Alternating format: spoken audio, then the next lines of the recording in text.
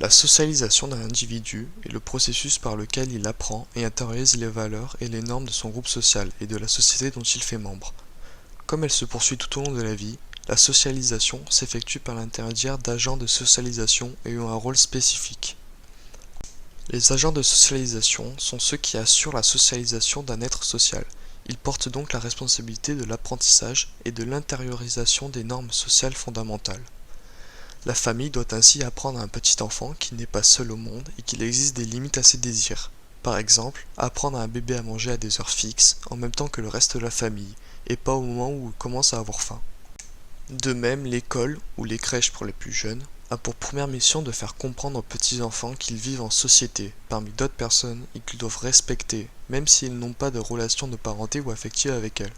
Il existe des théories sur la socialisation, dont l'une d'entre elles qui dit que le processus de socialisation consiste à adapter l'individu à des situations sociales de plus en plus complexes, en passant à chaque étape par deux mouvements antagonistes. D'une part, l'assimilation se traduit par une tentative de modification de l'environnement social par l'individu, afin de le rendre conforme à ses désirs.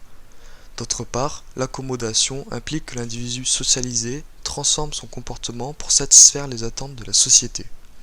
Ainsi, la socialisation apparaît-elle comme un processus permanent de destruction créatrice, d'équilibre et d'identité sociale. Pour certains auteurs, la socialisation se fait par la contrainte, et elle consiste à l'intériorisation par l'individu des habitudes du groupe social auquel il appartient. Cette incorporation passe par l'éducation qui a pour but de couler l'individu dans un moule aux contours socialement bien arrêtés. En traversant les différents champs de la vie sociale, chaque individu incorpore ainsi à son habitude d'origine ceux des groupes sociaux auxquels il appartient ensuite. Pour d'autres auteurs, c'est une socialisation par interaction. La socialisation s'effectue par l'interaction entre l'individu et son milieu.